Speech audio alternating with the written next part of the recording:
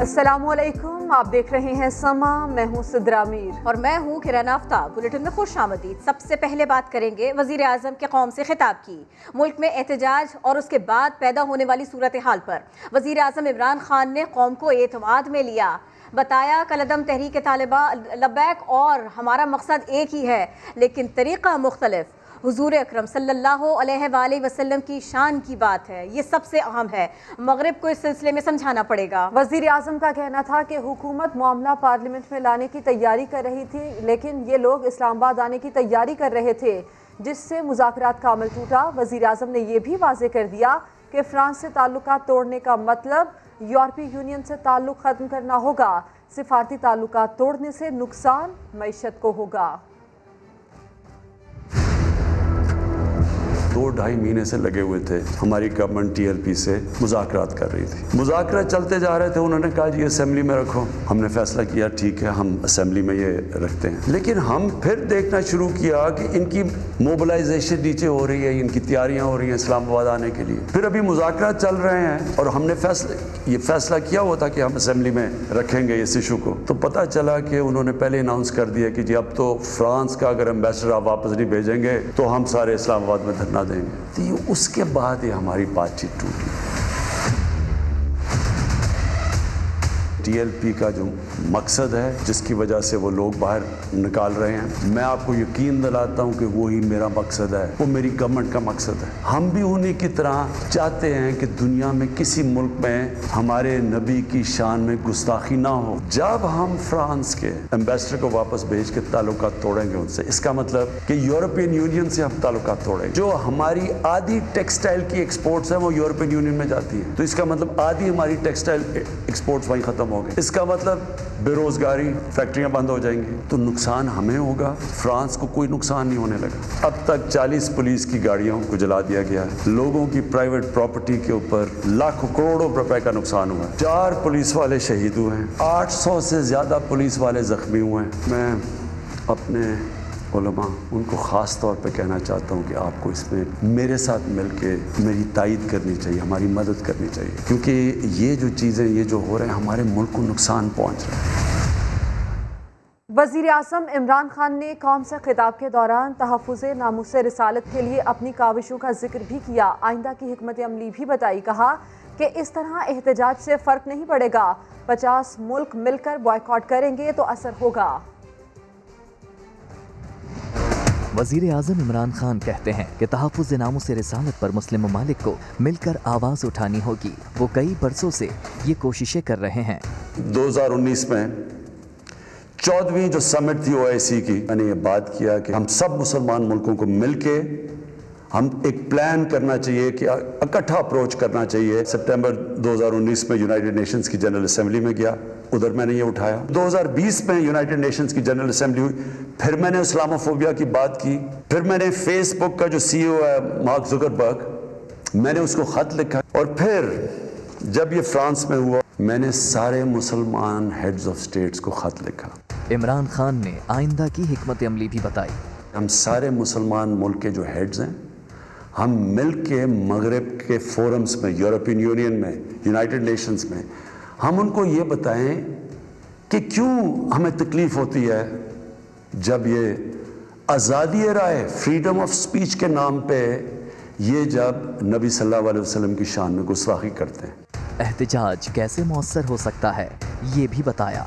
जब एक 50 मुसलमान मुल्क मिल के ये कहेंगे कि अगर किसी मुल्क में से इस तरह किया गया तो हम सारे मिल के उनका ट्रेड बॉयकॉट करेंगे, उनकी हम चीज़ें नहीं खरीदेंगे, इसका असर होगा। मैं ही इस कैंपेन को लीड करूंगा।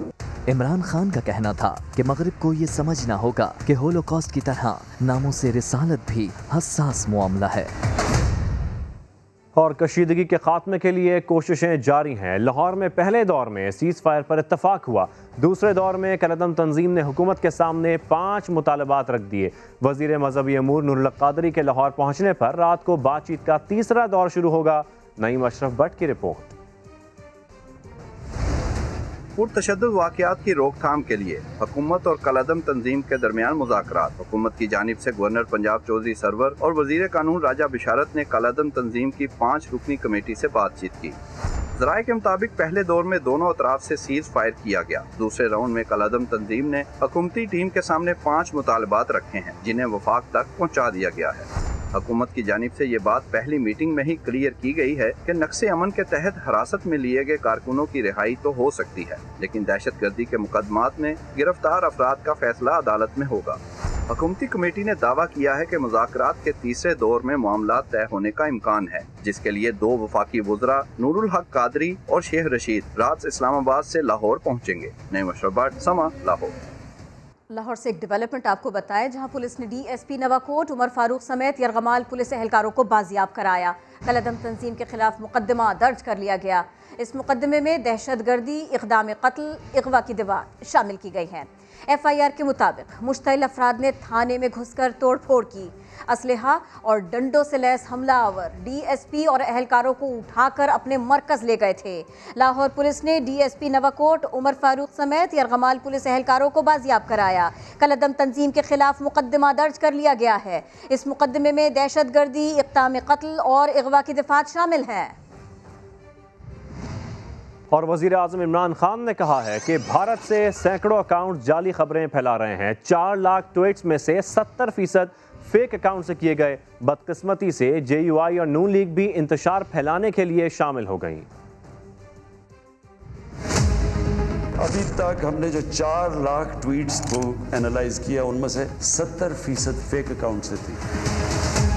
मसलन प्रोपेगेंडा, जिस तरह यूरोपियन यूनियन की डिसइंफॉर्मेशन लैब ने जब बताया कि हिंदुस्तान की कुछ 600 साइट्स हैं, फेक साइट्स, मीडिया साइट्स, जिससे वो फेक न्यूज़ और प्रोपेगेंडा कर रहे हैं पाकिस्तान के खिलाफ। तो यहाँ भी हमें पता चला कि 380 इंडिया के ग्रुप थे जो कि व्हाट्सएप फेक न्यूज़ चला रहे थे।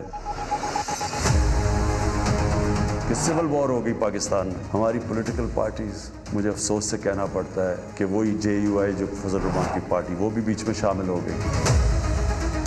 किसी तरह गवर्नमेंट को डिस्टेबलाइज करें, मुल्क को नुकसान पहुंचाएं। साथ वो नून लीग। अब इनसे मैं पूछता हूं कि जब ये सलमान रुश्दी ने किताब लिखी थी तो नवाज शरीफ तो पहली दफ़ा प्राइम मिनिस्टर बने थे, कितनी उन्होंने स्टेटमेंट्स दी थी, तो आज इनके साथ मिल गए हैं सिर्फ इंतशार फैलाने के लिए। कलअदम तहरीक लब्बैक के एहतजाज और अमन अमान की सूरत हाल। वज़ीर दाखिला शेख रशीद अवान में पॉलिसी बयान देने की बजाय तबीयत की खराबी का बहाना बनाकर चले गए। कहा 2 दिन बाद अच्छी खबरें होंगी। वज़ीर मजहबी उमूर के मुताबिक वज़ीर नूरुल हक कादरी का ये कहना था कि हम इश्क़ मुस्तफ़ा में किसी तरह भी कलअदम TLP से पीछे नहीं। उस्मान खान की रिपोर्ट। मुँह से रिसालत के मामले पर मुल्क में पैदा होने वाली सूरत हाल पर वज़ीर दाखिला पॉलिसी बयान देने की बजाय तबीयत की खराबी का बहाना करके बॉल वज़ीर मजहबी अमूर के कोर्ट में डालकर चलते बने।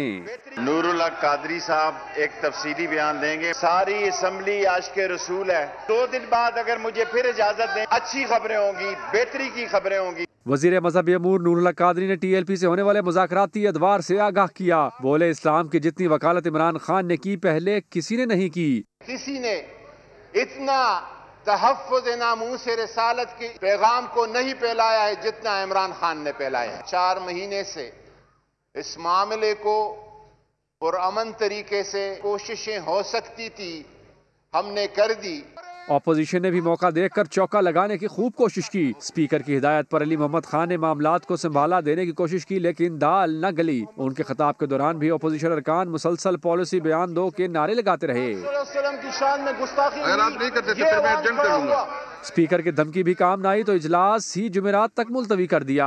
नबी अकरम सल्लल्लाहु अलैहि वसल्लम की शान में करारदाद लाने का मामला भी धरा रह गया। इजलास में डस्का से नौमुंतखब रुकन नौशीन इफ्तिखार ने रुकनियत का हल्फ उठा लिया। उस्मान खान, समा, इस्लामाबाद।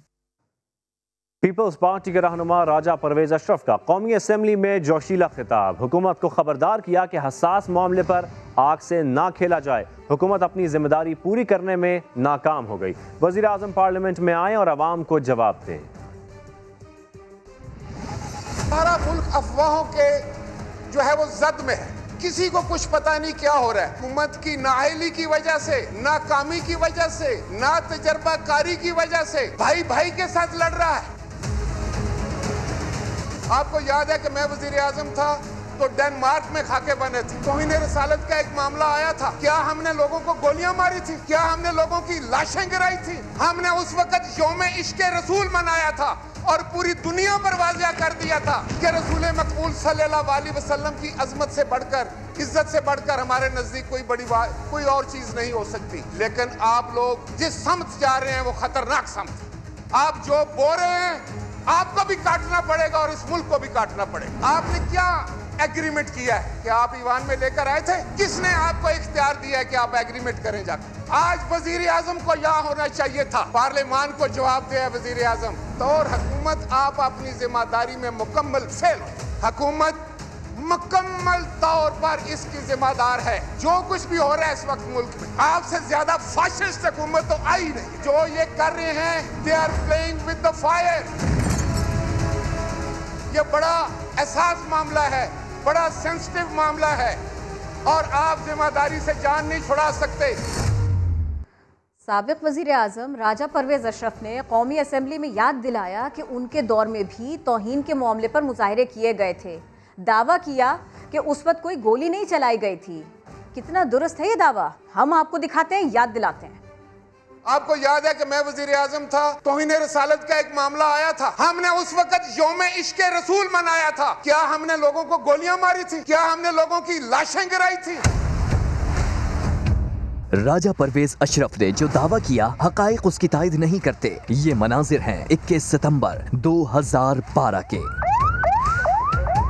अमेरिका में बनने वाली फिल्म के खिलाफ पाकिस्तान के मुख्तलिफ शहरों में एहतजाज और मुजाहिरे किए गए।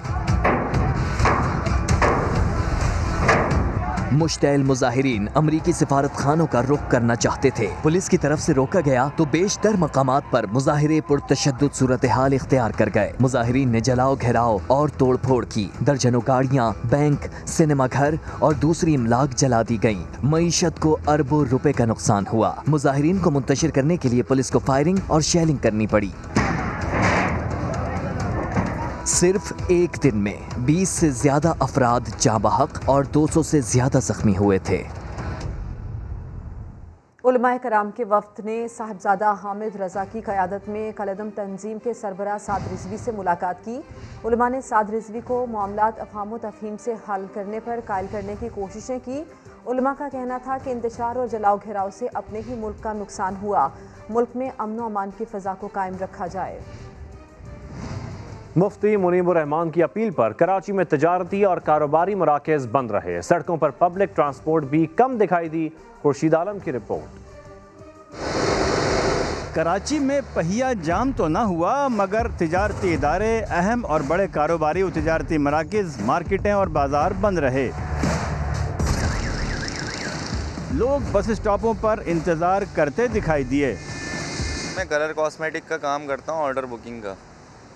एरिया देखने आया था, एरिया बंद पड़ा हुआ है। इतनी दूर से ऐसी बात है, सफ़र करके आए हैं, कारोबार काम करते हैं, यहाँ पे जॉब करते हैं, वो थोड़ी है कि हमारी अपनी है।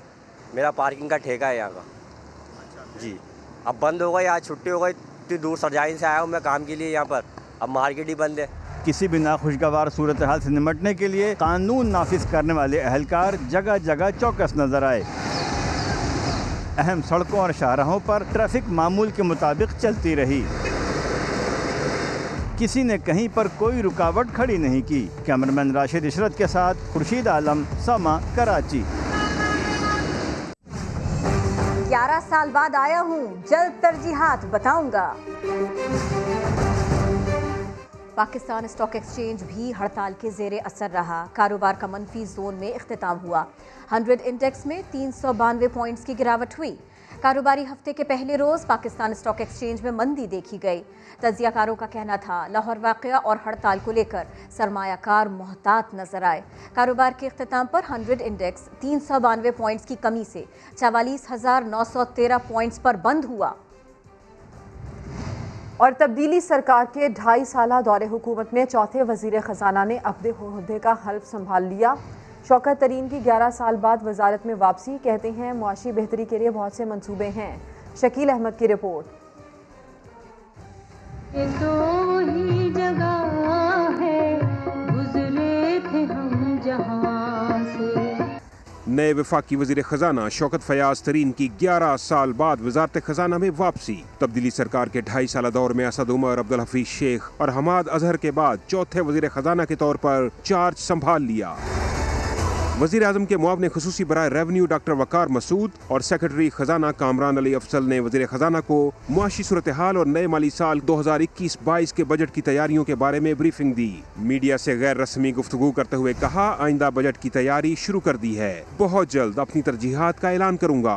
मुझे भी कुछ समझ हो ना, आज पहला दिन है, 11 साल के बाद आया हूँ इधर, मुझे तो नहीं पता ना यहाँ क्या हो रहा है। सब बताऊंगा यहाँ प्रायोरिटी क्या है, किस तरह करना है, क्या टाइम लाइन है। नए वजीर खजाना की ज़ेर सदारत पहला इजलास महंगाई के मामले पर हुआ। सेक्रेटरी प्लानिंग और चीफ शुमारियात से मुलाकात के दौरान वजीर खजाना ने ज़िलाई सतह पर होलसेल और रिटेल कीमतों के मवाजने की हिदायत कर दी। शौकत तरीन ने कहा, महंगाई की बुनियादी वजूहात पर काबू पाने से अवाम को रिलीफ मिलेगा। वजारत खजाना के मुताबिक नेशनल प्राइस मॉनिटरिंग कमेटी का इजलास 1 हफ्ते के अंदर होने का इम्कान है। शकील अहमद, समा, इस्लामाबाद। नए माली साल के बजट के लिए अहम अहदाफ के तयन का अमल जारी है। वफाकी तरक्याती बजट 150 अरब इजाफे से 800 अरब रुपए रखने का प्लान है। दिफाई बजट में भी 35 अरब रुपए का इजाफा किया जाएगा। खिदमत, real estate, wholesale, retail sectors में टैक्स बढ़ाने की तजवीज़ है, जबकि सेहत, तालीम, ज़रूरी खुराक के सिवा तमाम अशिया पर टैक्स छूट ख़त्म करने की भी तजवीज़ रखी गई है। कर्ज़ों पर सूद के लिए 3105 अरब, सब्सिडीज़ के लिए 501 अरब रखने का प्लान किया गया है।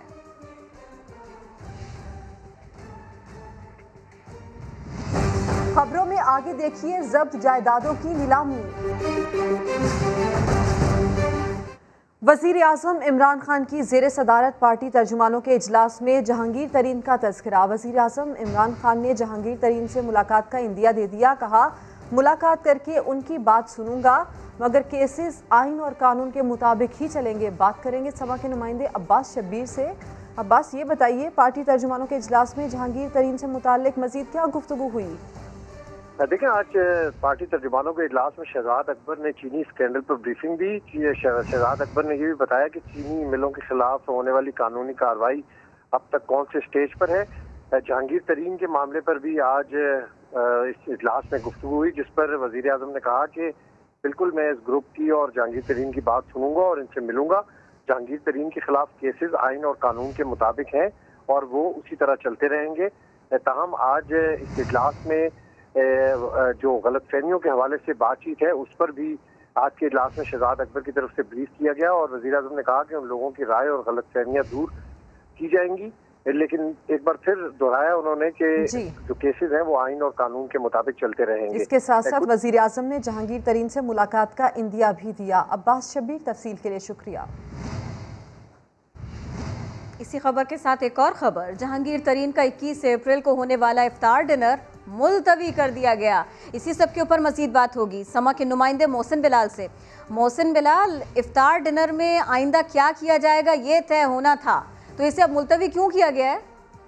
ऐसी बिल्कुल मुल्की सूरत हाल इस तरह की बनी हुई है कि जहांगीर तरीन ने एक पावर शो करना था 21 अप्रैल को और अपने हम ख्याल ग्रुप के एजाज में उन्होंने इफ्तार डिनर का एहतमाम करने का ऐलान किया था, लेकिन अब उन्होंने इफ्तार डिनर मनसूख कर दिया है। इस इफ्तार डिनर में जो जहांगीर तरीन ग्रुप के अरकान सूबाई व कौमी असम्बली है, उन्होंने आइंदा का लाएअमल तय करना था और जो वज़ीर आज़म इमरान खान से उन्होंने इंसाफ का मुतालबा किया था और ये कहा था कि वज़ीर आज़म उनसे एक बार मिलें ताकि उनके तहफ़्फ़ुज़ात को सुने और बहुत सारी बातें क्लियर हो सकें। इस हवाले से भी उन्होंने 5 दिन का टाइम दिया था वज़ीर आज़म को इस सारे मामलात पर इस इफ्तार डिनर में आइंदा की हिकमत अमली तय होनी थी। ताहम जो जहांगीर तरीन ग्रुप के ज़राए हैं, उनका ये कहना है कि अब 21 अप्रैल को ये जो इफ्तार डिनर है वो मनसूख कर दिया गया है। जी, बहुत शुक्रिया, आपने अपडेट किया। आपको बताते चलें कि नवाज शरीफ के लिए एक और बड़ी मुश्किल, नैब का इश्तिहारी नवाज शरीफ की जब्त शुदा तमाम जायदादें नीलाम करने का फैसला। एहतसाब अदालत से बाकायदा दरख्वास्त दायर कर दी। मौक़िफ़ अपनाया है कि मियाँ साहब ने जानबूझकर सरेंडर नहीं किया। सूबाई हुकूमतों का जायदादें फ़रोख्त करने का हुक्म दिया जाए। अदालत ने इश्तिहारी नवाज शरीफ को बार बार बुलाया लेकिन वो ना आए। अब उनकी जब्त की गई सारी जायदादों की बोली लगेगी। नैब ने बड़ा और कड़ा फैसला कर लिया। नीलामी से हासिल शुदा रकम कौमी खजाने में जमा कराई जाएगी। इजाजत के लिए जायदाद की तफसील पर मुश्तमिल दरखास्त एहतसाब अदालत में दायर। कौमी एहतसाब ब्यूरो के मुताबिक जब्त शुदा जायदादें लाहौर, शेखुपुरा, मरी और एबटाबाद में हैं। लाहौर में 1752 कनाल, मौजा मानक में 936 कनाल, मौजा बडुकसानी में 299 कनाल ज़रई अराजी शामिल। रायमंड में 103 कनाल, सुल्तानकी में 312 कनाल अराजी भी जब्त है। अदालत से शेखुपुरा के इलाके मंडियाली में 14 कनाल और मौजा फिरोज वतन में 88 कनाल जमीन भी नीलाम करने की इस्तदा की गई है। मरियम नवाज ने मरी और चंगला गली वाला घर अपनी वालदा कलसूम नवाज की मलकियत होने का एतराज उठा रखा है। एहतसाब अदालत से मंजूरी के बाद बाकी तमाम जायदाद नीलाम की जा सकेगी। नवाज शरीफ को एहतसाब अदालत ने 17 अगस्त 2020 को इश्तिहारी करार दिया था। नैब ने जायदाद जब्त के बाद 6 माह से ज्यादा अरसा गुजर जाने पर नीलामी का फैसला किया है।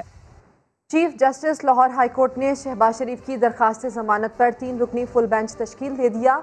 बेंच 21 अप्रैल को समाअत करेगा। शहबाज शरीफ की दरखास्त पर फुल बेंच के सरबराह जस्टिस अली बाकर नजफी होंगे, जबकि दीगर अरकान में जस्टिस आलिया नीलम और जस्टिस शहबाज रिजवी शामिल हैं। शहबाज शरीफ की दरखास्त जमानत पर लाहौर हाई कोर्ट के 2 रुकनी बेंच में इख्तलाफ के बाद मामला chief justice Lahore high court को भेजा गया था। नाब ने Nooriabad power plant money laundering reference की नकूल एहतसाब अदालत में पेश कर दी। मुराद अली शाह की हाजिरी से मुस्तकिल इस्तिस्ना की दरखास्त पर अदालत ने नैब से जवाब मांग लिया। सुहेल रशीद की रिपोर्ट देखिए। Nooriabad power plant money laundering reference की समाअत। वजीर आला सिंध मुराद अली शाह की एहतसाब अदालत में दूसरी पेशी। आइंदा के लिए हाजिरी से मुस्तकिल इस्तिस्ना की दरखास्त दायर कर दी। अदालत का नैब को नोटिस जवाब तलब कर लिया। नैब ने बस, वैन और कार में भरकर लाई गई रेफरेंस की नकूल भी अदालत में पेश कर दी। मीडिया से गुफ्तगू में जाले रहनुमा ने कहा, हमने कामयाब तवानाई मंसूबा लगाया, गाड़ियाँ भरकर रेफरेंस की कापियाँ लाने को फजूल खर्ची करार दे दिया। 68 वॉल्यूम की एविडेंस है, जो कुछ भी दिया है, इतने का तो पावर प्लांट नहीं था पूरा, जितने इन्होंने कागज और दरख्त तबाह किए हमारे मुल्क के। वज़ीर आला की कोरोना की रोकथाम के लिए वफाकी हुकूमत की पॉलिसियों पर भी कड़ी तनकीद। कहा, जरूरत पड़ी तो सूबाई सतह पर अपने फैसले खुद करेंगे। पोर्ट कराची का बिल्कुल उसी तरीके से जारी रखें विद SOPs, लेकिन सिर्फ आप इंटर सिटी पैसेंजर ट्रैफिक जो है पब्लिक ट्रांसपोर्ट वो बंद करें। मेरी बात नहीं मानी गई, लगता है कि वफाक एक्शन नहीं लेगी और हमें ही कुछ एक्शन करना पड़ेगा। एहतसाब अदालत ने केस में गैर हाजिर मुलजिम अली जफर के वारंट गिरफ्तारी जारी कर दिए। तमाम मुलजमान को अदालत से रेफरेंस की नकूल हासिल करने का हुक्म। मजीद समाअत 5 मई तक मुलतवी कर दी गई। जस्टिस फाइज ईसा नजरसानी केस अहम मोड़ पर। जस्टिस मुनीब अख्तर ने सवाल उठाया, आप बैरून मुल्क जायदादों की 50% मालिक हैं, क्या बाकी अदायगी आपके बच्चों ने की थी? सरीना ईसा वाज़े जवाब न दे सकीं। अहलिया से सवाल पूछने पर जस्टिस फाइज ईसा और जस्टिस मुनीब अख्तर में तल्ख कलामी हुई। सुल्तान इकबाल रिपोर्ट कर रहे हैं। सुप्रीम कोर्ट में जस्टिस फाइज ईसा नजरसानी केस की समाअत। जस्टिस मुनीब अख्तर ने सरीना ईसा से पूछा, क्या लंदन जायदादों की मुकम्मल अदायगी आपने खुद की थी? FPR रिपोर्ट के मुताबिक आपका मौकफ था कि बच्चे बरसरे रोजगार थे और वो 50% शेयर्स के मालिक भी। जवाब में बेगम फाइज ईसा ने कहा, शायद बच्चों ने भी कुछ दिया हो, पुरानी बात है, याद नहीं। अहलिया वकील नहीं है, सवाल क्यों पूछ रहे हैं? जस्टिस काजी फाइज ईसा का सख्त एतराज। जस्टिस मुनीब अख्तर ने एतराज मुस्तरद करके मदाखलत से 2 टोक रोक दिया। ये नुक्ता भी उठाया कि रकम बैरून मुल्क बच्चों की तालीम के लिए भिजवाई गई थी, फ्लैट खरीदने के लिए नहीं। जिस पर सरीना ईसा ने कहा, फॉर्म बैंक अमला भरता था, वो सिर्फ दस्तखत करती थी। जस्टिस उमर अता बंदयाल ने रिमार्क्स दिए, अच्छी बात यह है कि तमाम रकम बैंक के जरिए गई, हुंडी के जरिए नहीं, और सारा पैसा आपका ही था। आपके दलाइल रेफरेंस के हवाले से हैं, जिसे अदालत पहले ही कलअदम करार दे चुकी। आपका केस तो मामला FBR को भिजवाने के खिलाफ है। ये भी कहा कि जस्टिस फाइज ईसा सुप्रीम जुडिशल काउंसिल के सामने पेश नहीं होना चाहते। आपका नाम इंक्वायरी में सामने आया था। अहलिया के दलाइल जस्टिस काजी फाइज ईसा से ज्यादा अच्छे भी करार दे दिए। अदालत ने FBR की रिपोर्ट जस्टिस काजी फाइज ईसा और उनकी अहलिया को देने की हिदायत करते हुए समाअत मंगल तक मुलतवी कर दी। जुल्करनैन इकबाल, समा, इस्लामाबाद। CTD और रेंजर्स ने जामशोरों में मुश्तरका कार्रवाई करते हुए 2 खुदकुश हमलावर समेत कलअदम तहरीक तालिबान के 5 दहशतगर्दों को गिरफ्तार कर लिया। रिपोर्ट करेंगे यासिर हुसैन। ये मनाजिर पुलिस ट्रेनिंग सेंटर सईदाबाद में दहशतगर्दों की जानिब से की गई रैकी के हैं और ये वीडियो भी उस 5 रुकनी ग्रोह के सरगना शिराज अकबर ने बनाई थी, जो जामशोरों में CTD और रेंजर्स के मुश्तरका ऑपरेशन में 4 साथियों समेत पकड़ा गया है। गिरफ्तार दहशतगर्दों में 2 खुदकुश हमला आवर भी शामिल हैं, जिनकी खुदकुश हमले से पहले रिकॉर्ड कराई गई आखिरी वीडियो भी CTD ने जारी कर दी है। इब्तदाई इंटरोगेशन में जो इन मुल्जिमान ने बताया है कि इस सेल का खसूसी तौर पर जो प्लान था वो जो हमारा पुलिस ट्रेनिंग कॉलेज है PTC शाहिद हयात सईदाबाद में, उस पर सुसाइड अटैक करने का था। रेंजर्स के कर्नल शब्बीर ने न्यूज़ कॉन्फ्रेंस के दौरान गिरफ्तार दहशतगर्दों की अफगानिस्तान से पाकिस्तान में दाखिल होने की तफसील बताई। पाकिस्तान आए हैं तोरखम वाली साइड से और उसके बाद इधर आके कराची सैदाबाद की बाकायदा जो ना रैकी की गई है और रैकी करने के बाद जो उनसे चीज़ें बरामद हुई हैं इसमें सैदाबाद का नक्शा वगैरह भी है और इससे रिलेटेड बाकी चीज़ें भी हैं। सीटीडी और रेंजर्स हुक्काम के मुताबिक गिरफ्तार दहशतगर्दों के कब्जे से 2 खुदकुश जैकेट्स, 6 दस्ती बम, 3 क्लैशनकोफ, 2 पिस्तौल के अलावा फोर्सेस की वर्दियां भी मिली हैं। सीटीडी ने अपनी प्रेस रिलीज में इन दहशतगर्दों को सवात में आर्मी के वॉलीबॉल मैच पर खुदकुश धमाके और बलूचिस्तान में सिक्योरिटी फोर्सेस पर हमलों समेत मुताद्दिद वारदातों का जिम्मेदार करार दिया है। कैमरामैन अली मुशर्रफ के साथ यासिर हुसैन, समा, कराची। गुजरांवाला पुलिस ने 50 से जायद वारदातों में मतलूब बदनाम ज़माना इश्तिहारी मुल्जिम को हंगरी से गिरफ्तार करवा लिया। मुल्जिम को इंटरपोल के जरिए पाकिस्तान मुंतकिल कर दिया गया। मोहसिन खालिद की रिपोर्ट। दहशतगर्दी, भत्ताखोरी, कत्ल, इक़दाम कत्ल और अगवा की 50 से जायद वारदातों का मास्टरमाइंड आतिफ जमान उर्फ आती लाहौरिया बिलाकर कानून के शिकंजे में आ गया। आती लाहौरिया को इंटरपोल के जरिए हंगरी से पाकिस्तान लाया गया। इश्तिहारी मुजरिम कई मुल्कों में बैठकर पाकिस्तान में गैंग वॉर नेटवर्क चलाता था और इंटरनेट कॉल्स के जरिए लोगों से भत्ता वसूल करता था। आती लाहौरिया पर पुलिस इंस्पेक्टर समेत 10 अफराद के कत्ल का भी इल्जाम है। एक कत्ल के केस में जो है जिसमें 6 लोग जो है वो मर्डर हुए हैं, उसमें ये अक्यूज्ड है। पुलिस वालों के ऊपर फायरिंग करने में, पुलिस अफसर को जो है वो शहीद करने में। गुजरांवाला पुलिस ने 17 मुकदमात में मतलूब शफाक मुजरिम को 2017 में हंगरी में गिरफ्तार करवाया। ताहम मुजरिम ने अपने ऊपर लगाए गए तमाम इल्जामात मुस्तरद कर दिए। तो मेरा कुछ ऐसा कोई ख़ास जुर्म नहीं है। अगर मुझे किसी ने पैसा दिया तो वो मेरे पास आ जाए। अगर मैंने किसी से कुछ मुकाबला किया तो वो अफसर मुझे बता दे, हाँ मेरे साथ तेरा मुकाबला। आतिफ लाहौरी का ताल्लुक नवाही इलाके अलीपुर चट्ठा से है, जबकि उसका करीबी साथी चंदू भट्ट पहले ही पुलिस की हिरासत में है। कैमरामैन शब्बीर हुसैन के साथ मोहसिन खालिद, समा, गुजरांवाला। यहाँ कराची में क़य्यूमाबाद पुल के करीब ट्रॉलर ने मोटरसाइकिल सवार 2 दोस्तों को कुचल दिया। अहमद रहमान खान रिपोर्ट कर रहे हैं। हैवी ट्रैफिक पर दोपहर के औकात ने पाबंदी के बावजूद शहर की सड़कों पर उनका राज आम है। दोपहर 3 बजे के करीब 10 व्हीलर ट्रॉलर क़य्यूमाबाद पुल से उतरते हुए ब्रेक फेल होने के बाइस आगे चलने वाली मोटरसाइकिल पर चढ़ गया, जिससे मोटरसाइकिल पर सवार 40 साला उजैर और 38 साला जुबैर जामाक हो गए। ट्रॉलर ने गाड़ी को भी टक्कर मारी। उजैर और जुबैर दोनों दोस्त थे और एम्ब्रॉयडरी का काम करते थे। सबका ख्याल रखते थे, बेचारे मेहनत करने निकले थे, 3 दिन से घर नहीं आए थे, काम कर रहे थे, बच्चों की खातिर मेहनत कर रहे थे, डिजाइन अप्रूव कराने जा रहे थे। हादसे में जामहक दोनों दोस्तों के अहले खाना कहते हैं किसने उस वक्त हैवी ट्रैफिक को इजाजत दी, इसके खिलाफ भी कार्रवाई की जाए। कम से कम 3 का टाइम में तो न चले, 11 बजे के बाद आपने अलाउ किया हुआ है तो 11 बजे के बाद ही चले ना, कम से कम दूसरी किसी जानवर का तो नुकसान न होना। उजैर गुलिस्तान जौहर और जुबैर कोरंगी का रिहायशी था। उजैर 5 बच्चों और जुबैर 2 बच्चों का वाहिद कफील था। ट्रॉलर ड्राइवर ने फरार होने की कोशिश की, लेकिन सड़क से गुजरने वाले अफराद ने ड्राइवर खलील को पकड़कर पुलिस के हवाले कर दिया। कोरंगी इंडस्ट्रियल एरिया पुलिस के मुताबिक ट्रॉलर में चावल लोड थे। कैमरामैन मोहम्मद मोहसिन के साथ अहमद रहमान खान, समा, कराची। और खबर शामिल करें एबटाबाद से, जहां पसंद की शादी पर गोलियां चल गईं, 3 अफराद जान से गए। आतिफ कयूम की रिपोर्ट। एबटाबाद में पसंद की शादी 3 अफराद की मौत का सबब बन गई। लड़के वालों ने लड़की के रिश्तेदारों पर गोलियां बरसाईं। वाकया इलाका मिसाह में पेश आया। दोनों खानदानों में पसंद की शादी पर रंजिश चल रही थी, क्योंकि उनके दिल में इस चीज़ का बहुत सा कि हमारी लड़की और लड़के कह रहे थे कि क्यों दोनों गए हैं, तो आज इसके उसमें दिल में जो उनका रंजिश थी, इसकी उसमें उन्होंने 2 मर्द एक लड़की औरत को हलाक कर दिया है। पुलिस हुक्काम के मुताबिक लड़के और लड़की ने 3 माह पहले पसंद की शादी की थी। फायरिंग करने वाले 7 अफराद के खिलाफ मुकदमा दर्ज कर लिया गया। उनकी गिरफ्तारी के लिए कानूनी कार्रवाई जारी है। आतिफ कयूम, समा, एबटाबाद।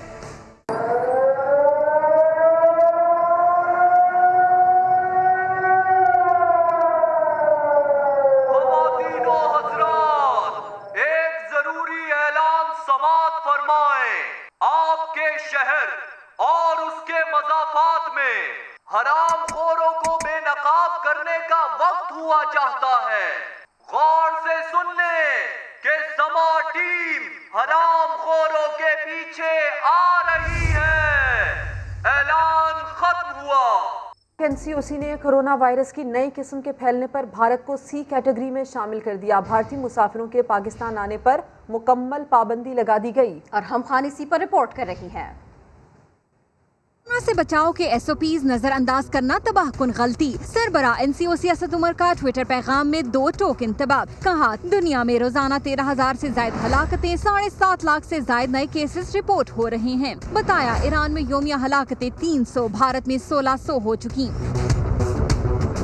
वबा मुल्क में गुज़िश्ता 24 घंटों के दौरान मजीद 73 जिंदगियां निगल चुकी। मजमुई अमवात 16,316 हो गयी। 5,000 से ज्यादा नए केसेस भी रिपोर्ट। तीसरी लहर के दौरान बच्चा पिल्स में जाँ बहक। असद उमर के मुताबिक मुल्क भर में अस्पताल भर रहे हैं। मजीद गुंजाइश कम पड़ने लगी। ऑक्सीजन की फराहमी पर भी शदीद दबाव। मुल्क में 4500 से ज्यादा मरीजों की हालत तशवीशनाक है। सूरत हाल गुज़िश्ता साल जून के बदतरीन हालात से मजीद 30% अबतर करार। खबरदार भी कर दिया कि SOPs नजरअंदाज करके संगीन गलती की जा रही है। एनसीओसी का भारत में वायरस की नई किस्म के तेजी से फैलाव पर बड़ा फैसला। भारतीय मुसाफिरों की पाकिस्तान में फिजाई या जमीनी रास्तों से आमद पर पाबंदी आयद। इंडिया को 2 हफ्ते के लिए कैटेगरी सी में शामिल कर दिया गया। ये भी कहा गया है कि कैटेगरी सी ममालिक पर नजरसानी के लिए इजलास 21 अप्रैल को होगा। अरहम खान, समा, इस्लामाबाद।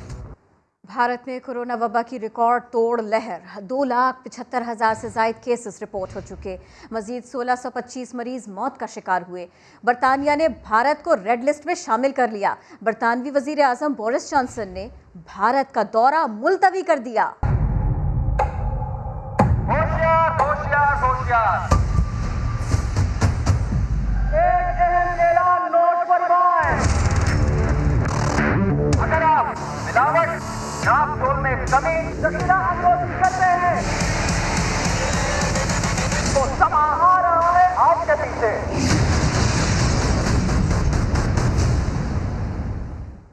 गाय और बकरे के गोश्त की कीमतों में मुसलसल इजाफा। कराची की इंतजामिया 3.5 साल से एक ही कीमतों वाली रेट लिस्ट जारी कर रही है।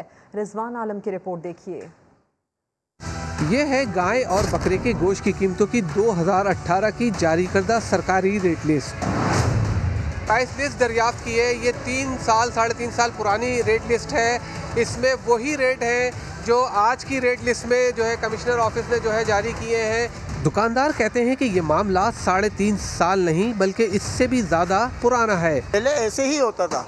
कमिश्नर की टीम जाती थी मंडी, 4-6 बकरे खरीदती थी, उनको ज़िबा कराती थी, उनके गोश्त का होलसेल लगाती थी, रिटेल लगाती थी, फिर लिस्ट देती थी।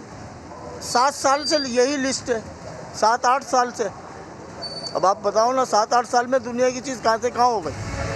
शहर में बछिया का हड्डी वाला गोश्त 650 रुपए से 700 रुपए फ़ी किलो तक फरोख्त किया जा रहा है, जबकि सरकारी रेट 380 रुपए फ़ी किलो मुकर्रर है। इसी तरह बछिया का बगैर हड्डी वाला गोश्त 780 रुपए से 850 रुपए फ़ी किलो फरोख्त किया जा रहा है, जबकि इसकी सरकारी कीमत 470 रुपए है।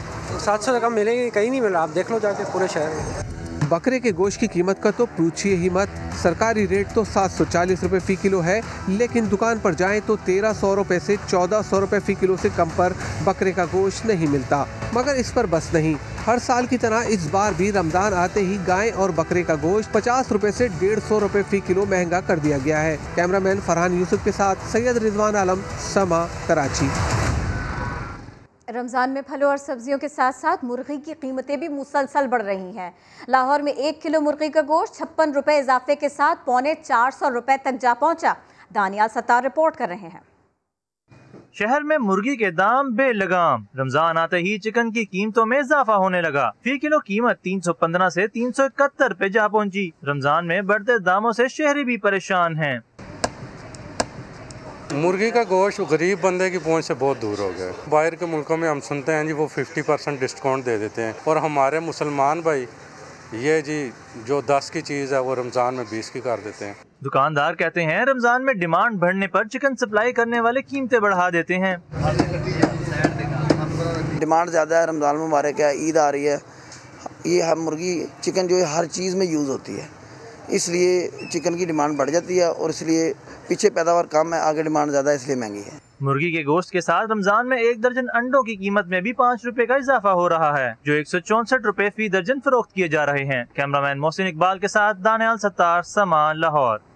यहाँ पर आपको अहम खबर दें, कलअदम तहरीक लब्बैक के साथ मुज़ाकरात शेख रशीद और नूरुल हक कादरी लाहौर पहुँच गए हैं।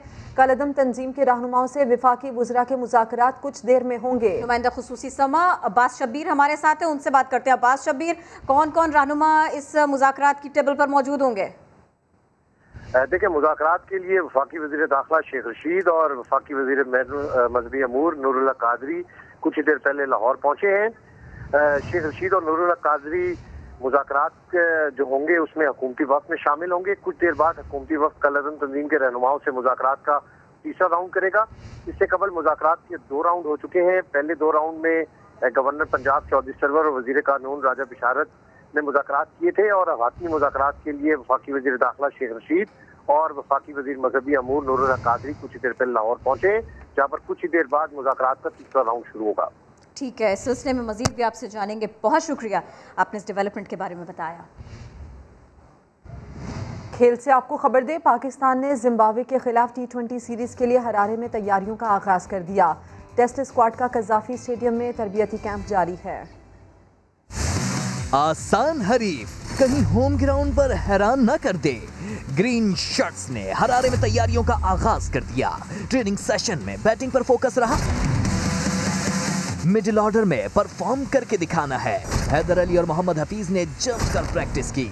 सरफराज अहमद ग्लव्स वर्क में बेहतरी के लिए कोशा। टेस्ट स्क्वाड की तैयारियां कज़ाफी स्टेडियम में जारी हैं। हाई परफॉर्मेंस सेंटर के कोच मोहम्मद यूसुफ कहते हैं, खिलाड़ियों को पिचेस की मुनासबत से ट्रेनिंग करवाई। बड़ी ज़बरदस्त मेहनत कर रहे हैं, कोशिश कर रहे हैं और जैसे प्लान मिले हमें उसके मुताबिक इनकी प्रैक्टिस करवा रहे हैं और हम कोशिश कर रहे हैं कि पहले दिन की विकेट, दूसरे दिन की और आखिरी 4-5 दिन की जो विकेट है उस पर भी इनको प्रैक्टिस करें। कौमी टीम के बॉलिंग कोच वक्कार यूनुस ने अहलिया की सर्जरी के बायस ऑस्ट्रेलिया जाने का फैसला किया है। और कराची में रमज़ानुल मुबारक के दौरान फ्लड लाइट्स क्रिकेट के मुकाबले तो होते ही हैं, अब पहली बार बरकी कुमकुमों में फुटबॉल टूर्नामेंट भी जारी है। हुज़ैफा खान की रिपोर्ट।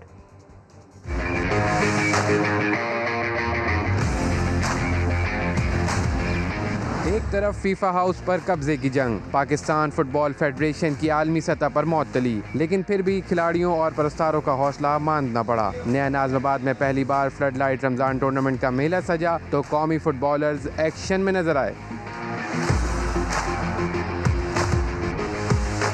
पाकिस्तान में फुटबॉलर्स आप देख रहे हो काफ़ी टैलेंट है।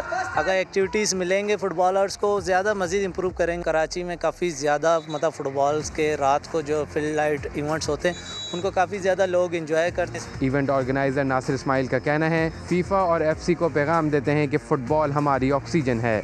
हम ये मैसेज देना चाहते हैं फीफा को, FC को और दूसरी कंट्रीज़ को कि हम लोग अच्छे लोग हैं, फुटबॉल हमारे खून में बसी हुई है, हम फुटबॉल खेलना चाहते हैं। आपस में बैठ के इस मसले को हल करके पाकिस्तान को नए ट्रैक पे लाया ताकि ये बच्चे जो आज खेल रहे हैं ये इंटरनेशनल इवेंट में भी शिरकत करें। तमाशाइयों की बड़ी तादाद भी मैच से खूब महसूस हुई। आजकल तो वैसे ही एक तो कोरोना वायरस है और लोग जो है आजकल इतनी एनवायरनमेंट ज़्यादा जा नहीं रहे हैं, तो ये इनके लिए ज़्यादा अच्छा। फुटबॉल मैच देखने आई हूँ, बहुत मज़ा आ रहा है। इवेंट में 12 टीमें शरीक हैं। फातह टीम को चमचमाती ट्रॉफी और 1 लाख रुपए की इनामी रकम दी जाएगी। कैमरामैन मजहर सिद्दीकी के साथ हुज़ैफा खान, समा, कराची।